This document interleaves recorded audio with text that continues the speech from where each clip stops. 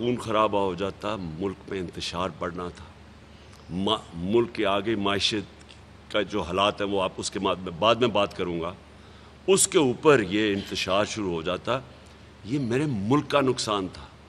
اس کو کوئی یہ نہ سمجھے کہ کوئی ہماری ایک کمزوری تھی، اور یہ بھی کوئی نہ سمجھے کوئی ڈیل ہوئی. یہ بھی جی میں باتیں سن رہا ہوں کہ جی کوئی اسٹیبلشمنٹ سے ڈیل ہوئی ہے. میری کوئی کسی سے ڈیل نہیں ہوئی. میں نے صرف تب یہ سوچا کہ میرے ملک کو نقصان ہوگا، نفرتیں بڑھیں گی، اداروں کے بیچ میں اور عوام اور اداروں کے بیچ میں فاصلے بڑھیں گے. یہ ہمارے ملک کو نقصان ہے، دشمنوں کا فائدہ ہے. یہ صرف ایک چیز تھی جس نے مجھے روکا وہاں بیٹھنے سے. اور میں یہ واضح کر دوں کہ اگر کسی کا خیال ہے، یہ ان کو خوش فہمی ہے کہ ہم اب آرام سے کوئی ان سے نیگوشیٹ کریں گے اور اس کو تسلیم کر لیں گے، اس امپورٹڈ حکومت کو تسلیم کر لیں گے، کسی کوئی غلط فہمی میں نہ رہے. میں نے یہ فیصلہ کیا ہوا ہے کہ میں اس کو جہاد سمجھتا ہوں.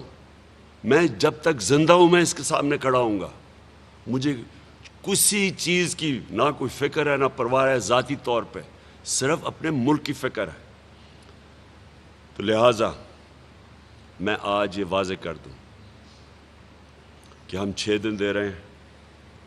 اس کے اندر اگر انہوں نے نہ اناؤنس کیا، انہوں نے نہ واضح طور پہ اناؤنس کیا کہ کب یہ ڈیٹ اناؤنس کریں گے الیکشن کی، انہوں نے واضح طور پہ یہ نہ بتایا کہ اسمبلیز ڈیزالو کر کے ڈیٹ کب اناؤنس کریں گے، یہ میں اب پھر سے نکلوں گا. اور میں آپ کو واضح کر دوں کہ اب ہم نکلیں گے تیاری کر کے. ہماری کسی کی تیاری نہیں تھی. جس طرح کہ پولیس کا ہمارے اوپر حملہ ہوا، کوئی بھی تیار نہیں تھا اس کے لیے. ہم سارے خاص طور پہ جب سپریم کورٹ کا ایک آرڈر چلا، جب ہم نے تو سوشل میڈیا کے اوپر ہی دیکھا، ہم سب کو یہ لگ گیا کہ اب راستے کھل جائیں گے اور اب کوئی مسئلہ پولیس کا نہیں ہوگا. لہٰذا کوئی تیاری نہیں تھی. جو ڈی چوک میں بھی لوگ تھے، اچھا ڈی چوک میں یہ کہتے کہ جی ریڈ زون میں چلے گئے. لوگوں کو کیا پتہ، انہوں نے ہم سے پرمیشن مانگ رہے تھے کشمیر روڈ کی یا سری نگر ہائی وے کی، ہمیں پرمیشن ہی نہیں مل رہی تھی. تو ہم نے کیا لوگوں کو بتاتے، ایک ہی چیز سارے جو دھرنے میں لوگ جانتے تھے وہ ڈی چوک تھا. اس لیے ہم نے ڈی چوک کا ایک پوائنٹ تو بتانا تھا.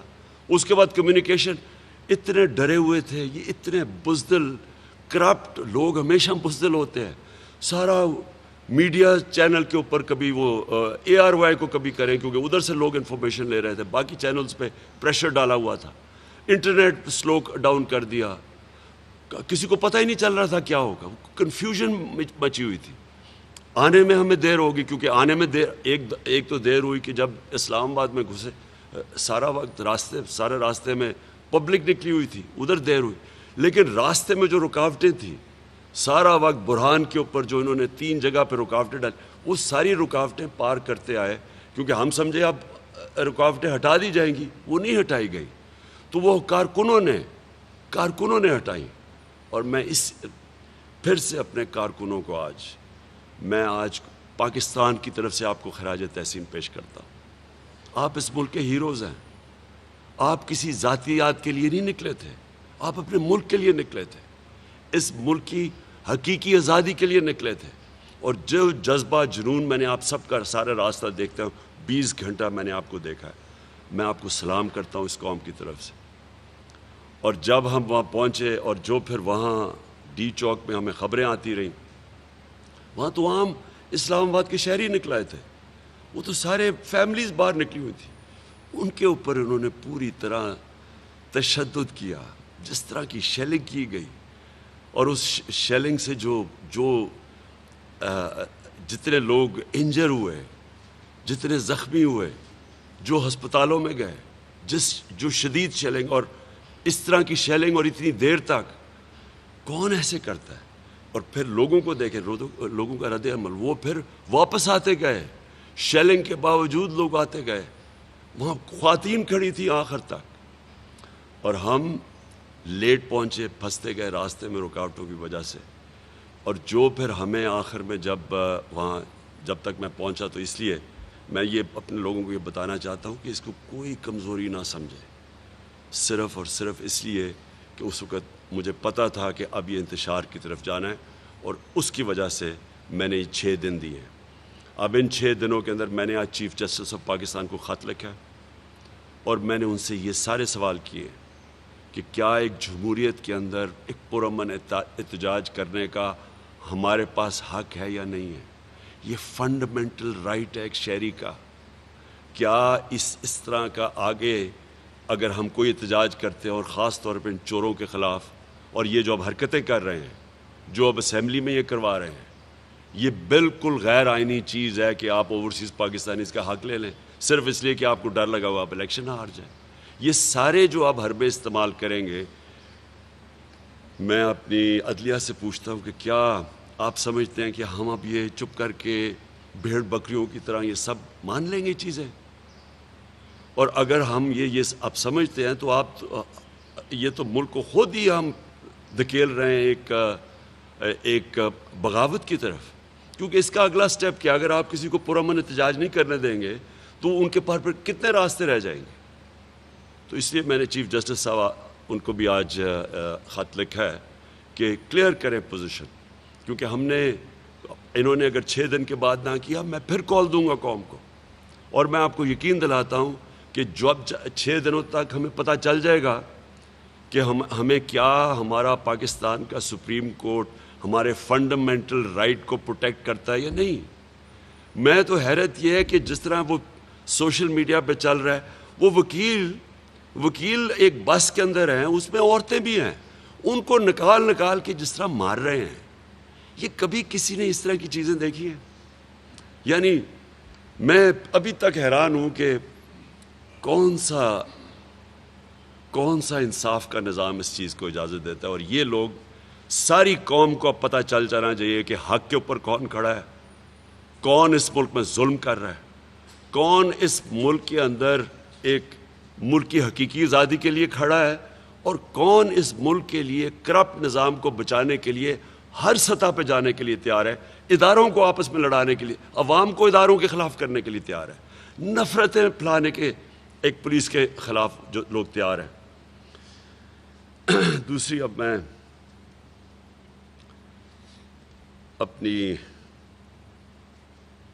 میں ویسے یہ ضرور کہہ دوں کہ اس طرح کے سینز جو انہوں نے جس طرح کی شیلنگ اور کی، وہ جنرل ڈائر کا ہم ابھی تک وہ فلموں میں آتا ہے کہ جس طرح وہ جلیانوالہ باغ کے اندر اس نے لوگوں کے اوپر جو تشدد کیا، وہ تو ایک حکمران باہر سے آئے ہوئے تھے، غلاموں کے خلاف کیا۔ ایک آزاد قوم میں جس طرح کو پولیس کا اور انہوں نے استعمال کیا ہے۔ اچھا جی، میں اب آنا چاہتا ہوں دوسری چیز کے اوپر، آئی ایم ایف کے پریشر میں آ کے انہوں نے 30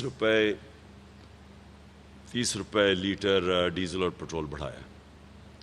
میرا سب سے پہلے سوال یہ ہے کہ کیا اتنا بڑا کبھی بھی پاکستان میں کبھی بھی فیول کی قیمت میں اتنا اضافہ کیا گیا؟ ان کے لوگ کہہ رہے ہیں جی کہ اوہو جی بڑا مشکل، انہی کے اللہ الحق ہے، وہ کبھی سچ زیادہ دیر چھپتا نہیں ہے۔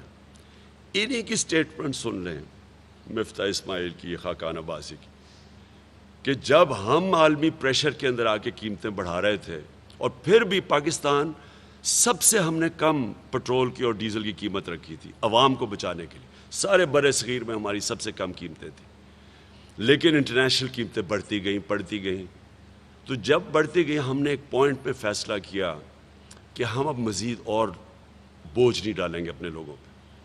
ہم نے ٹیکس کلیکشن جو ہمارا جتنا ہم نے ٹیکس کلیکٹ کرنا تھا، جو ٹارگٹ تھا، اس سے زیادہ ٹیکس کلیکٹ کیا۔ ہم نے ادھر سے بھی اور باقی جگہ سے پیسہ نکول کے ہم نے فیصلہ کیا کہ جون تک ہم نے پٹرول اور ڈیزل کی قیمت بڑھنے نہیں دینی، ہم نے اس کو سبسڈائز کیا۔ ہم نے اس لیے کیا اپنے عوام کے اوپر یہ جو بوجھ پڑتا جا رہا تھا یہ بچانے کے لیے، اور جب آپ ڈیزل اور پٹرول کی قیمت بڑھاتے ہیں تو سب کچھ بڑھ جاتا ہے، ہر چیز کے اوپر اس کا اثر پڑتا ہے۔ اس کا اثر پڑے گا خاص طور پہ جا کے بجلی کے اوپر، اور بجلی، پٹرول، ڈیزل جب بڑھتا ہے ہر چیز کی چیزیں مہنگی ہونے لگی ہیں۔ تو انہوں نے IMF کا پریشر برداشت نہیں کیا. میرا یہ اب میں اس نتیجے پہ پہنچ چکا ہوں کیونکہ میں نے تو اب 3.5 سال میں دیکھ لیا ہے. یہ جو باہر کی قوتیں ہیں یہ چاہتی نہیں ہیں کہ پاکستان اپنے پیر پہ کھڑا ہو. یہ چاہتی ہیں ہم کمزور رہیں. اب انہوں نے پریشر ڈال کے, اور کیونکہ اس حکومت میں تو کوئی پریشر لینے کی قابلیت ہی نہیں ہے, نہ ان میں ملک چلانے کی قابلیت ہے. 6 ہفتے کے اندر انہوں نے جو ملک کے ساتھ کیا وہ سب کے سامنے ہے. روپیہ بھی گرنا شروع ہو گیا, اسٹاک مارکیٹ, چیزیں ویسی مہنگی ہوں گی. اب اس کی وجہ سے مزید اور مہنگائی کی طرف اب جا رہے ہیں. تو میں یہ ان سے سوال پوچھتا ہوں کہ کیا اب ان کو نہیں پتا کہ اس ملک کے اوپر اب کس طرح کا پریشر پڑے گا, عوام کے اوپر, عوام میں بدلی آئے گی. عوام جب یہ مزید اور مہنگائی آئے گی, عوام تو بغاوت کی طرف جائے گی. ہم نے سری لنکا میں نہیں دیکھا کیا ہوا ہے. ہمارے سامنے 2 مہینے میں سری لنکا کدھر سے کدھر پہنچ گئے. یہ تو ہمیں ادھر دھکیل رہے ہیں. کیا اگر امریکہ کا ہمارا انٹرسٹ اتنا ہی ہوتا تو کیا ان کو نظر نہیں آ رہا کہ ملک میں بڑی مشکلوں سے ہم نے چیزیں کنٹرول کی ہوئی تھی, تو ہمارے اوپر بھی IMF کا پریشر تھا کہ قیمتیں بڑھاؤ, ہم نہیں بڑھا رہے تھے. انہوں نے یہ جو چیزیں بڑھائی ہے, میں آپ کو بتاؤں, اس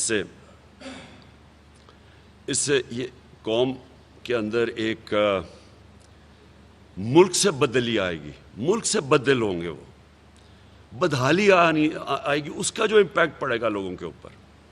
اور میں تو سمجھتا ہوں کہ یہ ہمیں ادھر دھکیل رہے ہیں جدھر سری لنکا جدھر پہنچ چکا ہے. اور اس کا جو امپیکٹ پڑنا ہے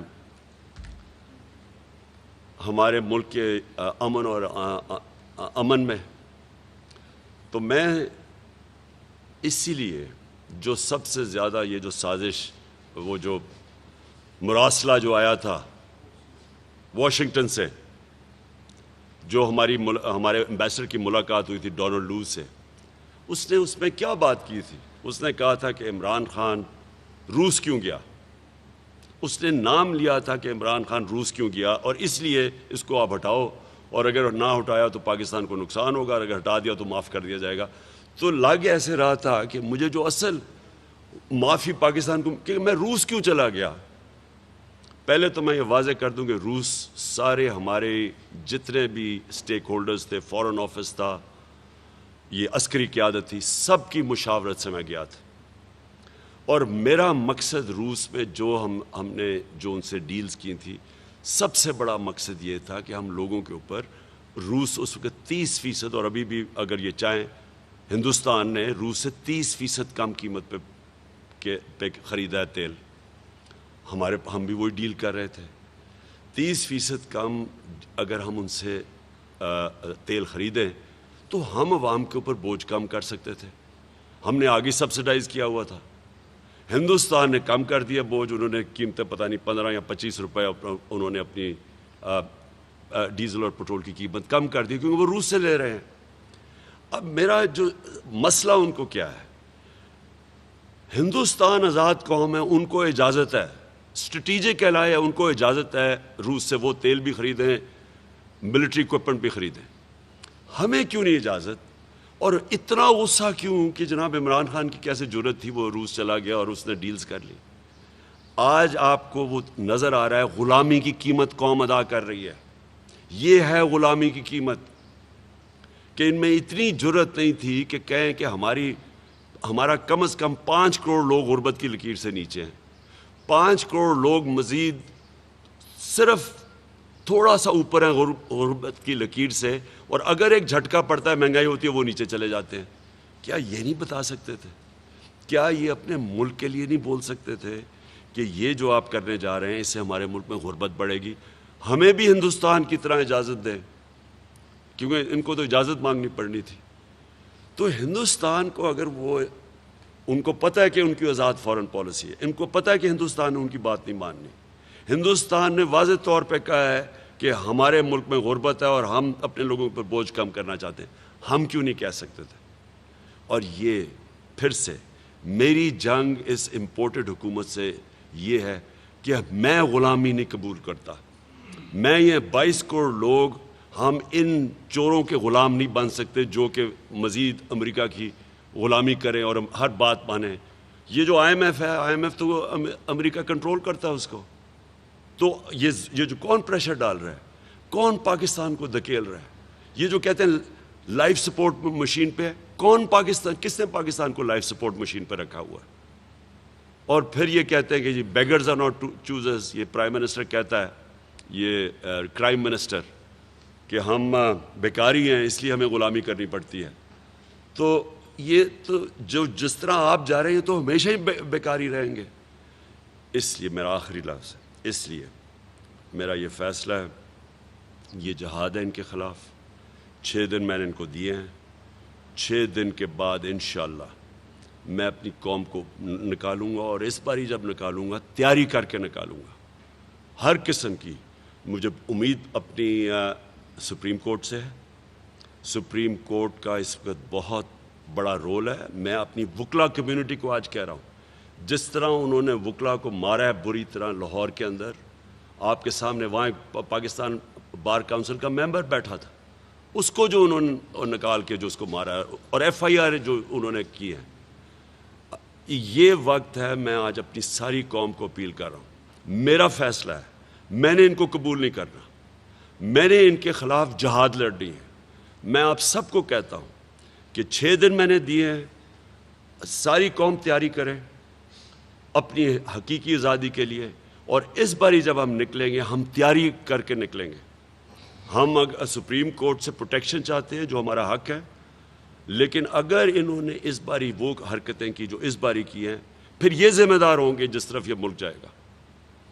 جی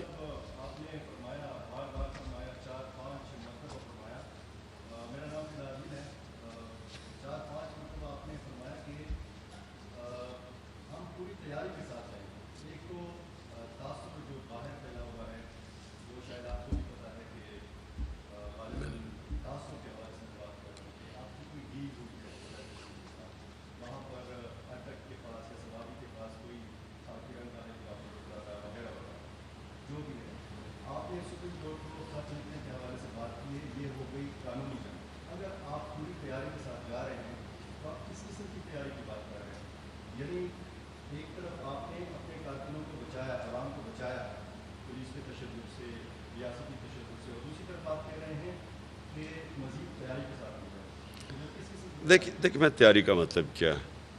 تیاری کا مطلب یہ ہوگا کہ اس باری ہمارے جو لوگ ہیں وہ گھروں میں نہیں پکڑے جائیں گے. ہماری جو ساری پنجاب کی لیڈرشپ تھی تقریباً ان کے گھروں کے اوپر ریڈز ہوئیں, ان کو تو گھروں سے زیادہ نکلنے دیا. پتہ نہیں کتنے 100 کارکنوں کو انہوں نے جیلوں میں ڈال دیا. تو لوگ ایک غلط فہمی میں پڑ گئے تھے کہ شاید انہوں نے ہمارا ایک رائٹ ہے, ایک ڈیموکریٹک رائٹ ہے, اور ہمیں کوئی اس میں مداخلت نہیں ہوگی. غلط فہمی میں تھے. اور انہوں نے خاص طور پہ جب 25 کی صبح کو ایک 11 یا 12 بجے سپریم کورٹ کا ایک رولنگ آئی, جو ہم نے تو خیر سوشل میڈیا میں موقع نہیں ملا کیونکہ کام بھی نہیں کر رہے تھے, انٹرنیٹ بھی سلو تھی. تو اس میں جو رولنگ ہے اس میں تاثر سب کو یہ مل گیا کہ اب رکاوٹیں بھی ہٹ جائیں گی اور اب کوئی پولیس ایکشن نہیں لے گی. اس لیے کوئی تیاری نہیں تھی جو آگے سے انہوں نے کیا. انسان تیاری کرتا ہے جب اس کو پتا ہو کہ اگلے نے کیا ایکشن لینا ہے. اب تو پتہ چل گیا نا انہوں نے کیا ایکشن لینا ہے, تو وہ تیاری اسی کے مطابق ہوگی. لیکن اس سے پہلے جو میں اپنی وکلا کمیونٹی اور اپنے سپریم کورٹ سے, میں ان کے پاس بھی اب یہ ٹائم ہوگا, ہمارے پاس 6 دن, گورنمنٹ کے پاس بھی ٹائم ہے, اسٹیبلشمنٹ جو ہے جو بیچ میں نیوٹرل یا اپنا رول پلے کرتی ہے ان کے پاس بھی ٹائم ہے. دیکھیں نا, کوشش تو یہ ہے کہ ہمارے ملک کو نقصان نہ پہنچے, ہم اب یہاں خون خرابہ نہ ہو, یا مزید ہمارے حالات اور نہ بگڑیں. کوشش تو یہ ہے. یہ اس میں کوئی دلیری کی بات نہیں ہے, اس میں صرف حکمت کی بات ہے. میں تو بلکہ لوگوں کو کہتا ہوں کہ یہ اصل میں ہم جو مسلمان ہیں, ہم وہ صلح حدیبیہ کا سوچتے ہیں, وہ ایک بڑی ایک حکمت کا تھا کہ سب نے کہا کہ نہیں جی آپ کو جانا چاہیے آگے. اور انہوں نے نبی صلی اللہ علیہ وسلم نے اس وقت ایک بڑی پکچر دیکھ کے فیصلہ کیا انہوں نے کہا یہ تو چھوٹا مقصد زبردستی کریں گے تو اچیو کر دیں گے، لیکن بڑی پکچر ہے اس سے، اور وہ پھر وقت نے ثابت کیا۔ ہماری بڑی پکچر کیا کہ پاکستان میں امن رہے، پاکستان میں اداروں کے بیچ میں مزید نفرتیں نہ پیدا ہوں، پنجاب پولیس کی جو ان کا ایکشن لیا ہے اس سے مزید اور آگے نہ بڑھ جائے۔ اب اگر خون ہو جاتا ہے تو آپ کو خود پتہ ہے کہ اس کے پھر آپ کے بھی ہاتھ سے چیزیں نکل جاتی ہیں، تو اس کو روکنے کے لیے اور ٹائم دینے کے لیے ہم نے یہ 6 دن دیے ہیں۔ لیکن یہ اگر کسی کا خیال ہے، میں اپنا آپ کو کہہ سکتا ہوں کہ میں کبھی بھی ان مجرموں کی حکومت نہ یہ قبول کروں گا، نہ میں کوئی باہر سے ایک ڈکٹیٹڈ، ایک امپورٹڈ، ایک وہ حکومت جو کہ باہر کی غلامی کرے اور وہ ہمارے اوپر مزید حکومت کرے، ہم اس کو کسی صورت تسلیم نہیں کریں گے۔ تو جو اگلا لائمل ہوگا انشاءاللہ 6 دن کے بعد آپ میں سامنے رکھوں گا، لیکن میں واضح کر دوں کہ کسی صورت ہم اس سیٹ اپ کو قبول نہیں کرتے۔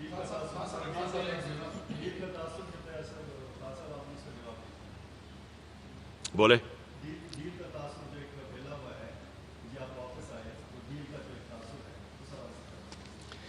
میں آپ کو پھر سے کہوں کہ ہم نے سارا وقت اپنے مذاکرات کھولے رکھے، اور کھولے بھی رہنے چاہیے، کیونکہ ہم چاہتے کیا ہے، ہم کو یہاں لڑائی تو نہیں کرنے ہیں نا، ہم تو بیسک میرا آبجیکٹو کیا ہے، آبجیکٹو ہے الیکشنز، آبجیکٹوز ہے الیکشن، اور جون میں الیکشنز، ڈیسولوشن ہے اسمبلی، الیکشنز، اس آبجیکٹو پہ ہم نے پہنچنا ہے۔ سب سے بہتر طریقہ تو یہ ہے کہ ہم نیگوشیٹ کر کے مذاکرات سے پہنچ جائیں، لیکن اگر یہ نہیں اس سے پہنچیں گے تو پروٹیسٹ سے پہنچیں گے، پبلک پروٹیسٹ۔ اور میں آپ کو یقین دلا دوں کہ اس وقت قوم جدھر کھڑی ہے، کوئی قوم ان کو تسلیم کرنے کے لیے نہیں تیار، سو پروٹیسٹ ہم کریں گے۔ اب ہم چاہتے ہیں کہ ہمیں پھر اگر یہ نہیں مانتے تو پرامن پروٹیسٹ کرنے کا دیں، اگر یہ پرامن پروٹیسٹ بھی نہیں کرنے دیں گے، یعنی اگر یہ سارے سمجھتے ہیں کہ ہم بھیڑ بکریوں کی طرح یہ ظلم سہ لیں گے، یہ نہیں ہونے لگا۔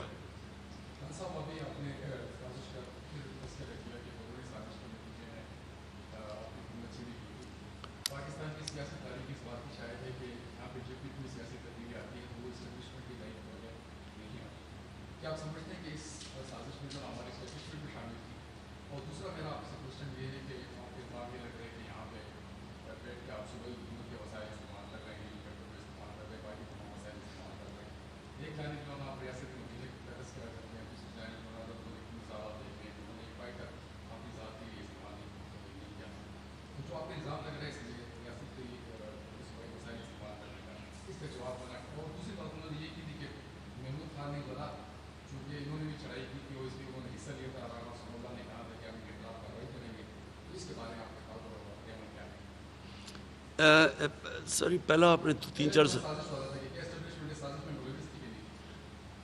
دیکھیں، سازش میں کون ملوث تھا وہ ساری قوم جانتی ہے، جو ہوا چیزیں اس کے اوپر میں آگے بات نہیں کرتا، سب کو پتہ ہے کس کس کا کیا رول تھا، عوام سب جانتی ہے۔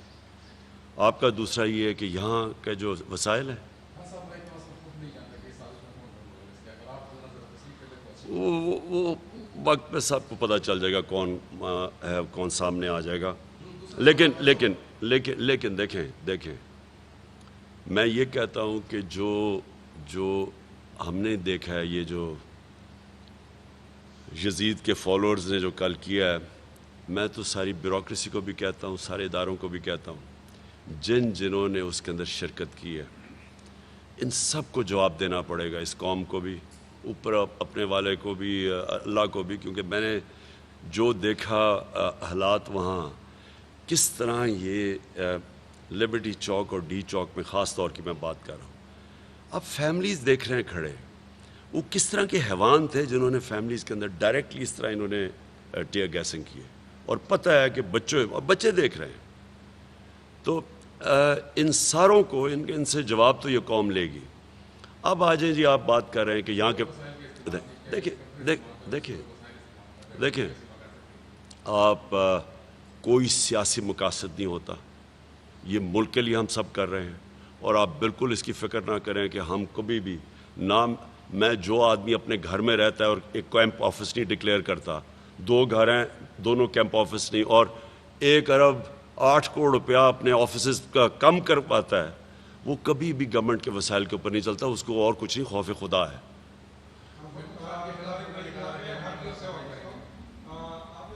محمود خان کی آپ بات کریں، محمود خان کا حق تھا، ان کا رائٹ تھا کہ یہ جائیں پنجاب کے اندر جائیں کسی پروٹیسٹ میں۔ یہ ایک منٹ ٹھہر جائیں، یہ شہری ہیں، یہ محمود خان چیف منسٹر کے خلاف پاکستانی ہے، پاکستانی کا فرض ہے کہ حقیقی آزادی کے لیے پارٹیسپیٹ کرے اس میں۔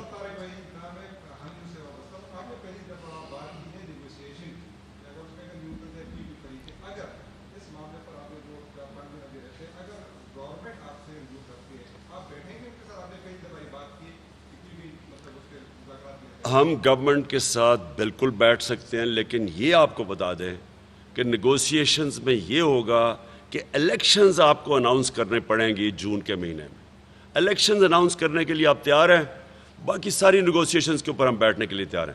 مجھے صرف یہ انہوں نے جو قانون چینج کیا اوورسیز پاکستانی کو ووٹ نہ دینے کا، یہ ہم سپریم کورٹ میں بھی جائیں گے، یہ پاکستانیوں کے فنڈامنٹل رائٹس کے خلاف ہے۔ آپ یہ کر ہی نہیں سکتے، یہ اس طرح کا آپ بیٹھ کے جی عورتوں کو نہیں ہم ووٹ دیتے، آپ کہہ سکتے ہیں ہم عورتوں کو نہیں ووٹ دے سکتے، اسمبلی بل پاس کر دیتی ہے، یہ بالکل غلط ہے، ان کا فنڈامنٹل رائٹ ہے، کبھی اس کے خلاف لیجسلیشن بھی نہیں کوئی کر سکتا، اس کو چیلنج کریں گے۔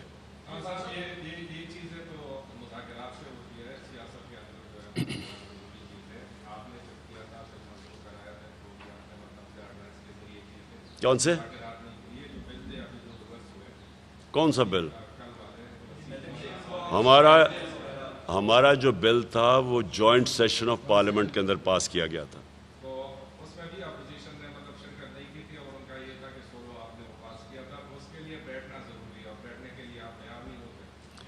ہم نے 1 سال پہلے ساری اپوزیشن کو بار بار دعوت دی، ان کو ہم نے 2 چیزوں پہ، ای وی ایم مشینز کے اوپر اور ہم نے اوورسیز پاکستانی ووٹنگ، 1 سال سے ہم نے سب کچھ آن ریکارڈ ہے، بار بار اپوزیشن کو دعوت دی کہ ہمارے ساتھ بیٹھے۔ دونوں کیوں؟ ایک تو اوورسیز پاکستانیز کا رائٹ ہے، یہ ملک چلے ہی نہ اگر وہ پیسے نہ بھیجیں، سارا ملک چل رہا ہے، اگر وہ 31 ارب ڈالر نہ آتا، اب آئی ایم ایف اور ساری امداد ایک طرف کر لیں تو وہ کوئی 5% بھی نہیں بنتی جو اوورسیز پاکستانی پیسہ بھیجا ہے۔ ان کو اگر رائٹ کا آپ رائٹ ہی نہیں دے رہے الیکشن کا، اس سے بڑا یعنی یہ چھوڑیں کہ ان کے اوپر کتنا ظلم ہے، یہ سمجھے کہ آپ کیسے ڈپرائیو کر سکتے ہیں کسی سیکشن کو رائٹ آف ووٹ۔ تو یہ ہم نے بار بار ان کو کمیٹیز پہ دعوت دی، ہم 1 سال یہ سب کچھ ریکارڈ کے اوپر ہے۔ اس کے بعد آخر میں ہم نے یہ جوائنٹ سیشن بنا کے یہ پاس کیے تھے دونوں، اور ای وی ایم مشینز۔ ای وی ایم مشین کیوں تھی؟ 2015 کے اندر جوڈیشل کمیشن بیٹھی، سپریم کورٹ میں اس وقت چیف جسٹس کے نیچے بیٹھی، اس نے فائنڈنگز دیں، اس میں 40 فائنڈنگز تھیں، اور وہ سارا ایک ہی چیز شو کرتی تھی کہ جتنی بھی دھاندلی ہوتی تھی وہ جب پولنگ ختم ہوتی تھی اور رزلٹ اناؤنس ہونے کے بیچ میں ہوتی تھی، سارا جو فارم 15 14 جو سارا وہ بیگز کھلے ہوتے تھے، جو ڈبل سٹیمپنگ ہوتی تھی، جو ریجیکٹڈ ووٹس تھی، وہ سارا ہوتا تھا اس پیریڈ کے بیچ میں۔ تو جو ای وی ایم مشین ہے وہ سب کچھ ختم کر دیتی ہے، جیسے الیکشن ختم ہوتا ہے بٹن دبا رزلٹ آ جاتا ہے، تو وہ سارا ایشو ختم ہو جاتا ہے۔ صرف وہ لوگ اس کو اپوز کر رہے ہیں جنہوں نے جعلی ووٹس بنائی ہوئی ہیں، جن کو طریقے انہوں نے اتنی دیر کے 30 سالوں میں کیسے انہوں نے پیسے چلانے ہیں، آر اوز کو پیسے دینے ہیں، رزلٹ چینج کرنے ہیں، ڈبل سٹیمپ کرنا ہے، وہ اپوز کر رہے ہیں۔ ہندوستان میں ہوتا ہے یہ ای وی ایم پہ الیکشن، پاکستان میں کیوں نہیں یہ کرنے دیتے؟ تو اس پہ تو مجھے آج تک یہ نہیں سمجھ آئی کہ اگر آپ فری اینڈ فیئر الیکشن چاہ رہے ہیں، پہلی دفعہ ہے سٹنگ گورنمنٹ کہہ رہی ہے، ہماری سٹنگ گورنمنٹ نے ای وی ایم مشینز لے کے آئے تھے، اور باقاعدہ پریزنٹیشنز پبلک کو دی تھی کہ کیا اس کے فائدے ہیں، کیا پاکستان کے اندر پرابلمز ہیں۔ تو مجھے صرف اس کو اس لیے یہ ختم کرنا چاہتے ہیں کیونکہ الیکشنز میں یہ دھاندلی کرتے ہیں۔ جی جی جی جی جی جی جی جی خواتین،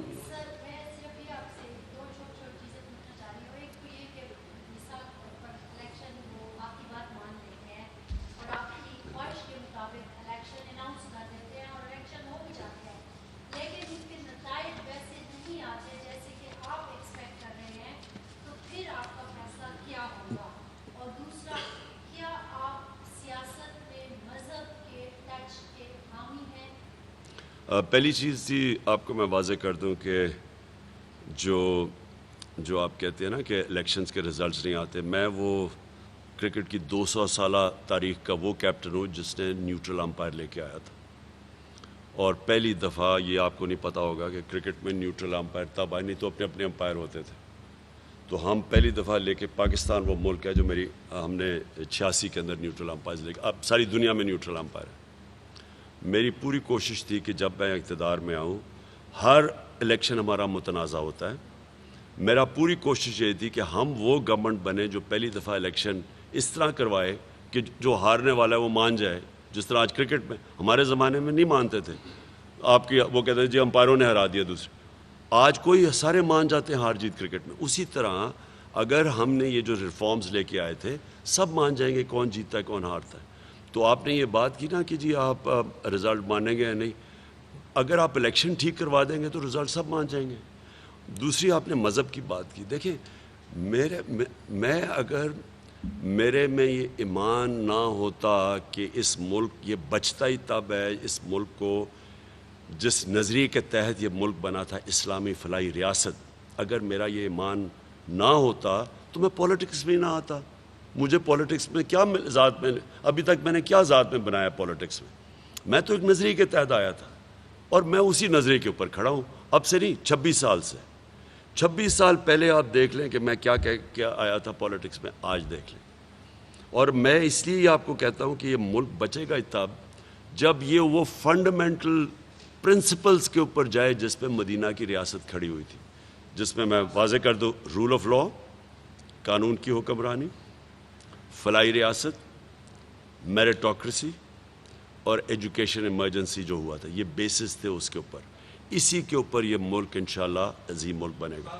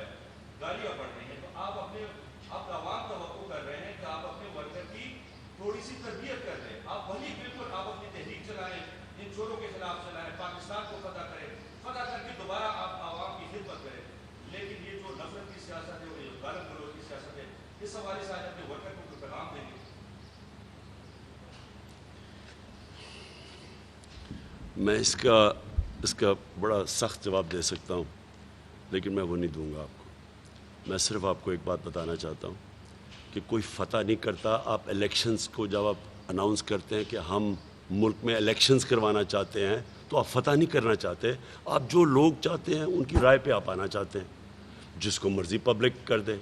ہمارا صرف مسئلہ یہ ہے کہ ہم ایک کسی سازش کے تحت جو اتنا واضح سازش ہوئی ہے پاکستان کے اوپر، جس کے اوپر ہم نے سپریم کورٹ کے چیف جسٹس کو بھی پاکستان کے پریزیڈنٹ نے وہ مراسلہ بھیجا ہوا ہے جس میں سازش واضح ہے. ہم صرف یہ کہہ رہے ہیں کہ ہم کسی امپورٹڈ باہر سے کسی حکومت کو اوپر نہیں دیکھنا چاہتے، کیونکہ یہ ایک آزاد ملک ہے. ہمارے بڑوں نے آزادی کی پوری تحریک میں شامل ہو کے آزاد کیا تھا. جو بھی قوم جس کو ووٹ دینا چاہتی ہے بسم اللہ. ہم تو صرف یہ نہیں چاہتے کہ کوئی ہمارے اوپر امپوز کیا جائے. باقی یہ جو ساری آپ نے باتیں کی ہے، مجھے تو اس کی سمجھ ہی نہیں آ رہی کہ کی بورڈ وارئرز اور یہ اور وہ. آپ کو پتہ ہے کہ سوشل میڈیا کو آج تک کوئی کنٹرول نہیں کر سکا. آپ کو اندازہ ہے، آپ ٹرینڈ چلائیں سوشل میڈیا پہ، آپ کوئی ٹرینڈ چلاتے ہیں، وہ اگر لوگ اس کو فالو نہیں کرتے وہ کل ختم ہو جاتی ہے. ٹرینڈ چلتی ہے. یہ ایک سوشل میڈیا ایک وہ چیز ہوئی ہے جس نے عوام کو ڈیموکریٹائز کر دیا ہے. سارے عوام کے پاس آواز آ گئی ہے. جس کے پاس فون ہے اس کے پاس آواز ہے، وہ اپنی آواز سامنے رکھ دیتا ہے. تو اس کو تو کوئی کنٹرول نہیں کر سکتا. یہ غلط فہمی جی آپ نفرتیں پھیلا رہے ہیں. نفرتیں میں پھیلانا چاہتا جو کل حالات تھے وہاں نفرتیں آپ نے تب دیکھنی تھی کیسے پھیلنی ہیں جو آگے کل انتشار ہونا تھا. ہم اپنی طرف سے ملک کو اکٹھا کرنے کی کوشش کر رہے ہیں، یونائٹ کرنے کی کوشش کرتے ہیں. ہر جگہ کوشش کرتے ہیں کہ چاروں صوبوں یونائٹ ہو. کوئی صوبہ، کوئی یہ جو لسانیت نہ ہو، کوئی صوبیات نہ ہو. ایک ملک کو ایک قوم بن کے نکلیں. کوشش کر رہے ہیں کہ سارے طبقے اکٹھے مل کے چلیں. نظریہ پاکستان اس لیے کہ اس کے اوپر ساری قوم اکٹھی تھی، اس کو اس لیے سامنے لے کے آ رہے ہیں، جس کو آپ دین بیچ میں لے کے آ رہے ہیں. پاکستان بنا ہی ایک نظریے کے اوپر تھا، نہیں تو بننے کی ضرورت کیا تھی. تو اس لیے قوم کو اکٹھے کرنے کی کوشش کر رہے ہیں. یہ جو آپ نے باتیں کی ہیں بالکل آپ نے غلط کی ہیں، اور ایک غلط قسم کی تقریر کر دی ہے بیٹھ کے یہاں جو یہ پریس کانفرنس ہو رہی ہے. Thank you.